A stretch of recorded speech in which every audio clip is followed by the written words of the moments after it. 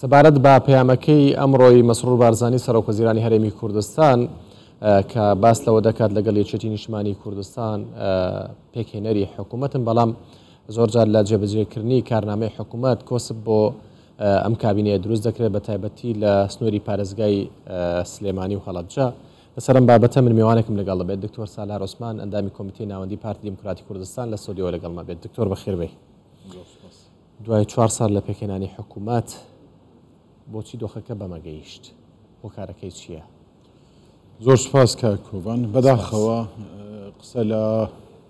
قۆناغێکی ناخۆش و لە گرژی و ململانێ سیاسیەکان دەکەین، چونکە باس لێک نزیک بوونەوە ئەکرا لێکەوە ئێستا کێشەکان لەوانەیە زیاتر بێت و قوڵتر ببێتەوە. بەداخەوە خۆزیە قسەمان لە تەبایی سیاسی یاشتەوایی کۆمەڵایەتی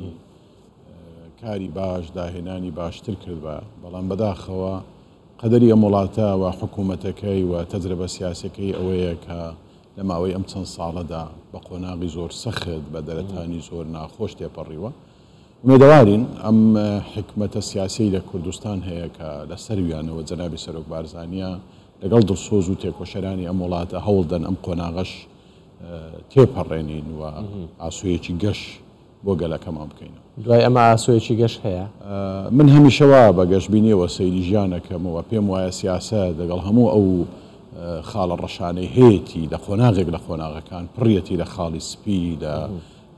گۆشەنیگای باش و لە تێگەیشتنی پۆزەتیڤ و لە خەڵکی تێگۆشەر و بەخەم، بۆیە هەمیشە لە تەک شەڕدا کۆمەڵێک نیازی سپی ئاشتیانە هەیە، لە تەک خراپەدا کۆمەڵێک ئینسانی باشن کە دەتوانن هەمیشە بەمان پەڕێنەوە بۆ خۆناغێکی باشتری بەرهەمدارتری نیشتیمانی و حکومڕانی. زۆر باش. سەبارەت بە بەرسڤی ئەم پرسیارەی تۆ قۆناغەکە بۆ بەم ڕۆگەی پرسیارێکی زۆر گرنگە. ئەگەر هێمن ئارام سەنجین کوردستان بینانە سەیری ئەم 4 ساڵی حکومڕانی کابینەی بەڕێز مەسرور بارزانی بکەین، ئەبینین بە بەردەوامی ڕۆیا و دیدگایەکە پێی دەوترێ ڕۆیای کوردستانی و ڕۆیا و دیدگایەکی تر هەیە پێی دەگوترێ ڕۆیای ناوچەیی. ئەم دوو ڕۆیایە ئەم دوو دیدگایە دیدگای گەورە و دیدگای بچووکەوە لە نەتیزەدا کێشەیەکی قوڵ هەیە لە بینی بینینی گەورە و بینینی بچووک، بینینی بابەتیانە و بینینی زاتیانە، بینینی کوردستانیانە و بینینی شار. بەداخەوە شار زۆر ئەزیزە، بەڵام دەبێت لە ناو کوردستان ئەزیز بێ و دەبێت کوردستان قازانجی لێ بکە. ئیرادەیەکی سیاسی و لە پاڵیدا حکومڕانی لە سلێمانی هەیە لە ماوەی ئەم 4 ساڵە. بەستە بڵێ پارتی کوردستانیانە بیرەکاتەوە یەکێتی ناوچەیانە؟ بەڵێ، بەڕێز مەسرور بارزانی و کابینەکەی لە ڕۆیای لە تێگەیشتنی لە چارەسەری و لەم پەیامەی کە ئێستا ئێوە خوێنتانەوە کە ئێمە قسەی لێ دەکەین دیدگایەکی کوردستانیانە هەبینین. کوردستان یەک پارچەیە، حکومڕانی هاوڵاتی تیایدا سنتەرە، بەڵام ئەوەی کۆسب دروست دەکە بۆ ئەم حکوومەتە بۆ ئەم کابینەیە بۆ ئەم ڕۆیای مەسرور بارزانیە بریتە لە دیدگا و ڕوانگەیەکی شاریانەی مەحەلیانەی لۆکۆڵانە زۆر لۆکاڵی بچووک. ئەم لۆکاڵە لەگەڵ ئەم گەورەیە کێشەی هەیە و ئەمە لە ڕووی فەلسەفیشەوە هەمیشە دەبێت بگەینە و ئاستانەیە کە تێگەیشتنیش بەشدارن لە حکوومەت، بەشدارن لە حکوومەت، بەڵام بە دیدگای ذاتی بە دیدگاییان هەیە. بەشدارن لە حکوومەت بەڵام بە دیدگای ذاتی، بە دیدگای یەکێتیانەی بەرتەسک لە ڕوانگەی شار لە ڕوانگەی بەرژەوەندی کەسیەکان. با من جەناب تو بینەرانی هێشا بگەڕێنمەوە بۆ یەکەم هەڵبژاردن. یەکەم هەڵبژاردن لە ساڵی 1992 بەڕێوە چوو. ئەو کاتە پارتی دیموکراتی کوردستان زۆرترین دەنجی خەڵکی کوردستانی هێنا بە دیموکراسی لە ڕێی سندوقی دەنگدان بە شەرعی. یەکێتی نیشتیمانی کوردستان لەگەڵ حیزبی تر نەیتوانی زۆرینەی دەنگ بێنێ. ئەلەو کاتەوە یەکێتی گوتی من ڕازی نیم بە دەنگ، ڕازی نیم بە دیموکراسی، ڕازی نیم بە ئیرادەی خەڵک و هاوڵاتیان، دەمەوێ 50-50 ئەم حکوومەتە بەڕێوە ببین. ئەگەر کەمێک ئارام بگری ئەم قۆناغە زۆر گرنگە بەتابەت بۆ گەنجانەی ئێستا لە سۆشیال میدیا بە بەردەوامی قسەی سیاسیەکەن ئەوێ بگەڕێنەوە بۆ ئەم مێژوە. ئەو کاتە سەرۆک بارزانی بە حکمەتی خۆی کە بەردەوام حکمەتەی بۆ بەکریدی چارەسەر وتی بۆ ئەوەی تەجربەی سیاسی لە کوردستان یەکەم هەڵبژاردن لە کوردستان حکومڕانی سەرپێ بخەین و بۆ ئەو دنیا چاودێریمان دەکەوە نمونەیەکی باش تەقدیم بکەین و بۆی خوێن نەڕژێ و براکان یەکتر نەکوژن، ڕازی بوو بە 50-50 و وازی لە دەنگەکانی خۆی هێنا. لەوێوە ئێستا سازش ناکەن. سازشمان زۆر کردووە پارتی دیموکراتی کوردستان. ئەم حکوومەتەی ئێستا پێک هاتووە ئەم حکوومەتە نییە کە پارتی دەنجی بۆ هێنا یەکێتی ئەو پۆستانەی وەری گرتووە ئەم هەموو دەرفەتانەی دراوێتێ هی ئەوە نییە کە دەنگەکانی خۆی بێ بە زیادەوە ژراوتانە ئەگەر گەنجێک لە ناو یەکێتی نیشتیمانیەڵێن ڕێکەوتنەکەەوە خۆ جێبەجێ نەکراوێت ئەمە قسەی میدیایانەیە قسەی عاتفیانەیە قسەی ئاسۆیانەیە قسەی ستونی قسەی لۆژیک قسەی مانتقەوەیە من داوا دەکەم لە گەنجێک لەو گەنجانەی کە لە بڵاوی دیراسات و توێژینەوە لە نێو یەکێتی نیشتیمانیش دەکەن بابێن قیاسی دەنجی خۆیان بکەن لەگەڵ قیاسی ئەوانەی وەریان گرتووە لە بەغدا و لە هەرێمی کوردستان و بە درێژایی کابینەکان هیچ کاتێک یەکێتی حەزمی خۆی وەرنەگرتووە زیاتری دراوەت هیچ کاتێک پارتی دموکراتی کوردستان حەزمی خۆی وەرنەگرتووە کەمتری وەرگرتووە بۆ لە پێناو کوردستان دەگەڕێمەوە سەر ئەو ڕستە ڕۆشنەی سەرەتا پارتی دیدگایەکی کوردستانیانەی هەیە بۆ ژیان گرنگ لای پارتیە هەم سەرۆکی هەرێم هەم سەرۆکی حکوومەت دەنجی پارتی سەرکەوتنەکانی پارتی لە هەڵبژاردن خوێن و خەباتی پارتی پێشمەرگە قارەمانەکانی پارتی ڕووبارێک خوێنی ئەم گەلەتێک کۆشەرە ئەم دەنگانەی بۆ پارتی دموکراتی کوردستان بسەگەر کردووە لە ڕێی سندوقی دەنگدانەوە و ئێمە تەمەنا دەکەین سندوقی دەنگدان جارێک کەش حەکەم بێ هەر لێرەوە باباسیەوە بکەین ئێمە ڕێکخراوی سندیکای کۆمەڵەمان هەیە چەند ساڵە داوا دەکەین کە هەڵبژاردن بکرێن باشە بۆ نایەن هەڵبژاردن لەوان بکەن ئێمە نمونەی تریشمان هەیە لێرە لەوانەیە سەرۆکی حکوومەتیش باسی هەڵبژاردنی کردو ئەڵێ ئێمە ئامادەین وەکو حکوومەت کە هەڵبژاردن ئەم ساڵ بکرێت چی ڕێگرا ئەمێ بەسەراحەت پێم بڵێ من پێم وایە چونکە هەموو حزبەکان دەڵێن ئێمە ئامادەین من پێم وایە پەیامەکەی بەڕێز مەسرور بارزانی زۆر ڕوونە ئەڵێ پێمان باشە ئەم ساڵ بکرێ و ئێمە هەموو پێداویستیەکان هەڵبژاردن دابین دەکەین کەواتە پارتی دموکراتی کوردستان نەک ئامادەیە پێداویستیەکانیش دابین دەکا حکوومەت زەمینەش خۆش دەکا من پێم وایە یەکێتی لەبەر ناکۆچەکانی نێوخۆی بە تایبەت لە قۆناغی پێشتر پێش هەشتی تەمووز و دوای هەشتی تەمووزیش لە نێو تاو گەرمێکی ئینفعالی نێوخۆیدایە پارتی بە بەردەوام مڕاعاتی کردووە دەرفەتی هاتم ئەو پرسیارە بکەم مای مڕاعاتتان کردووە دەرفەتی داوەتێ بۆ نێوماڵی خۆی چاکە و من لێرەوە بۆ مێژوو دەمەوێت چەند ڕستەیەک بڵێم ئەو کاتێک کە جەنابی مامجەلال لە ژیان بوو مامجەلال لەگەڵ هەڤاڵەکانی شاخ و خەباتی سیاسی خۆی تووشی گرفتی زۆر گەورە بوو بارزانی بەشداری کرد لە چارەسەر و زۆر هەوڵیدا نێوماڵی یەکێتی پەرتەوازە نەبێ ئەم ڕوانگای بارزانی کە ڕوانگای کوردستانیانەی ئاشتیانەی نیشتیمانیانەیە بەردەوام بۆ بە چارەسەر بۆ کوردستان و بۆ نێوخۆی یەکێتی نیشتیمانی کوردستانیش ئێستاش بەڕێز سەرۆکی حکوومەتی هەرێمی کوردستان ئەم بەیاننامەیە کە ئەمڕۆ بڵاوی کردوتەوە بەیاننامەی چارەسەرە بەیاننامەی چارەسەرە بە کام تێگەیشتن بەو تێگەیشتنی دەڵێ ئەگەر بەرژەوەندی هاوڵاتیانیان مەبەستا فەرمونون بادانیشین کەواتە ئایەکێتی بە تەشەنووج وەری ناگرێ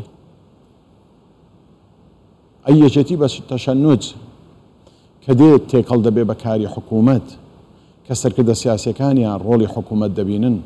کە داهاتەکان وەکو پێویست نادەنەوە حکوومەتی هەرێمی کوردستان کە نایەڵن وەزارەتە معنیەکان کاری سنوورەکان بەڕێک و پێچی بەڕێوە ببا کە دێن کاری چیرۆری دەکرێوە نانەوێ هاوکار بن لە تحقیقێکی شەفافی خۆیان تایدا ئامادە بن و یەکێتی کە بە بەردەوامی تیمە وزاریەکانیان بەشێکیان گرژی دروست دەکەن و نانە کۆبوونەوەکان و بەشێکیان لە کاتی دانوستان لەگەڵ بەغدا ئەکشێنەوە و نانەوێ یەک ڕەنجی و یەک دەنجی ئەمانە بۆ خۆیان تەشەنووج گلەییان هەیە بۆ نمونە دەڵێن سلێمانی گەمارۆدراوە ئەو پرۆژە خزمەت گوزاریانەی لە هەولێرە کرێت لە دۆهۆکە کرێ لە سلێمانی ناکرێت بەڕێز سەرۆکی حکوومەت وەزیرە بەڕێزەکانی پارتی ستافی پارتی لە حکوومەتی هەرێمی کوردستان بە بەردەوامی لە سلێمانی حزوریان هەبووە بەشداریەکی باشیان هەبووە لەم دەڤەرە و لە هەڵەبجە و لە ڕاپەڕین و لە گەرمیان و بەشداریەکەیان بەشداری فعلی بووە و چالاکی و پرۆژەی زۆر گەورە لە سلێمانی و دەوروبەری جێبەجێ کراوە و جەنابی سەرۆکی حکوومەت چۆن بۆ زاخۆ جهود سەرف دەکا بۆ هەولێر ئاواش بۆ ڕاپەڕین و سلێمانی و دەڤەری ئەو جیویش بە ئەگەر ڕاست بێ مستەڵەحەکە بە هەمان شێوە بە هەمان ڕوانگە بە هەمان بۆ ئەوە نابینین بە فعلی نابینین جا ئەمە دنیای داتایە با ئەم گەنجانەی ئێستا کار دەکەن لەو بوارانە بە تایبەت ڕۆژنامە نووسانەی کە دەیانەوێ بنکۆڵی حەقیقەتەکان بکەن با بێن هەموو ئەو داتایانە پیشاندن بابزانن چی بۆ سلێمانی گەندەڵی هەیە ئەمە بابەتێکی ترە حکوومەت بفعلی لەوێ حکوومەت سەرپەرشتی پرۆژەکان ناکە ئەمە بابەتێکی ترە مەسەلەی گەندەڵی من پێم وایە گەندەڵی لە هەموو شوێنێکی دنیا هەیە ناکرێ ئێمە بڵێن گەندەڵی لە سلێمانی هەیە بەتەنیا گەندەڵی لە هەموو شوێنێک هەیە بە نسبەی مختلف ئەمە بابەتێکی گەورەترە لە گەندەڵی من پێم وایە دەبێ ئێمە بچینەوە سەر ڕاستەڕێیەک ئەویژەوەیە حکوومەتی هەرێمی کوردستانە تەدەخولێکی حزبی هەیە لە سلێمانی نایەڵن حکوومەت کاری خۆی بکە نایەڵن سەرۆکی حکوومەت کاری خۆی بکە نایەڵن مؤسساتی حکوومەت کاری ڕۆژانەی حکومڕانی خۆی بکە ئەبێ هەموو خەڵکی کوردستان ڕۆژنامە نووسان توێژەران سیاسەتوان و هەموو ئەوانەی لە بواری حکومڕانی پەرلەمانی لە بواری ئیدارە ئیش دەکەن و لە بواری کللتوری ئیش دەکەن و لە بواری میدیا ئیش دەکەن لە یەک حەقیقەت تێبگەن ئەویژەوەیە ئیرادەیەکی حزبی هەیە ئیدارەی سلێمانی ڕاگرتووە یعنی ئیرادەی حزبی ئیدارەی وڵاتی ڕاگرتووە تەدەخل لە هەموو دوو درشتێک دەکات و تەنانەت بڕیاری حکوومەت جێبەجێ ناکە هەموو ئەو قۆناغانەی ئێستا بینینەوە بەرچاوی خۆمان سەیر دەکەین بە بەردەوامی لە فەزای سیاسی سلێمانی کە پێی دەگوترێت زۆنی سەوز کە بەداخەوە ئەم تەسمیەکی زۆر خراپە بەڵام ماڵێن ئەوانیش دەڵێن ئێمەش دەسەڵاتی ئێمە لە سنووری پارتیە بەڕاستی جێبەجێ ناکرێ ئەو دەسەڵاتە بەوانیش دراوە هەموو ئەو وەزیرانەی لە هەولێر هەن هەموو ئەو بەڕێوەبەرە گشتیانەی لە ئاستی کوردستان هەن هەر کارێکیان هەبوو بێت جێبەجێکراوە من بۆ خۆم بریکاری وەزارەتی ڕۆشنبیری و لاوان لەگەڵ بەڕێز وەزیر ڕۆشنبیری کە لەسەر لیستی سەوزە پەیوەندێکی زۆر باشمانێ و هەمیشە وەکو دوو برا کار دەکەین و هەمیشە وەکو وەزیری خۆمان سەیرمان کردووە و من دڵنیام ئەوە لە وەزارەتەکانی تریش بنمونە لە وەزارەتی خوێنی باڵا لە وەزارەتی پلاندانان لە وەزارەتەکانی تریش بە هەمان شێوە بووە و بەڕێز قوبات تاڵەبانی جێگری سەرۆکی حکوومەتی هەرێمی کوردستان بە ئیشارە و بە گەواهی یەکێتیەکان خۆی لە سەردەمی کابینەکانی پێشوو و لەم سەردەمەش کە ئێستا کابینەی نوێیەمە ئەو پەڕی دەسەڵاتی دراوەتێ کێشەی یەکێتی لە نێو خۆیدایە بەڕێزان کێشەی یەکێتی جارێ بەر لەوەی لەگەڵ پارتی دموکراتی کوردستان بێ لەگەڵ خۆیدایە تێکۆشەرەکانی خۆی لێ عاجزن حکومڕانەکانی خۆیان بێتاقەت و دەڕدۆنگن هەر ئەم بەیان نامانە بخوێننەوە کە یەکێتی بۆ خۆی دەیکردووە لە نێو خۆیدا تێدەگەین کە ئێمە ئەو قسانەی دەیکەین نیوەی ئەو قسانەیە کە هەیە خۆی لە حەقیقەتدا هەر بە نمونە لە ڕووداوی زۆر گەورە لە وڵاتە ڕوویدا بە 16 ئۆکتۆبرەوە مانیڤێست و بەیاننامەی بەڕێز جێگری سکرتێری گشتی یەکێتی نیشتیمانی کوردستان بەڕێز بەرپرسی کارجێڕی مەکتەبی سیاسی یەکێتی نیشتیمانی کوردستان بەڕێز بەرپرسی یەکەی سەربازیان هەموو ئەمانە بەڕێز پارێزگاری کەرکووکی ئەو کاتیان کە ئەمانە چوار کەسی گرنگی یەکێتی نیشتیمانی کوردستان یەکەیان بەڕێز کۆسڕ ڕەسوول بەڕێز مەلا بەختیار بەڕێز شێخ جەعفەر بەڕێز نەزمەدین کەریم خوا لێ خۆش بوو ئەم چوارە بخوێنینەوە لە ڕووداوەکە تێدەگەین ئێستاش ئێمە لە ڕووی سۆشیال میدیا و جەما لە دەنجی هەندێک بەڕێز دەبێت کە باز لە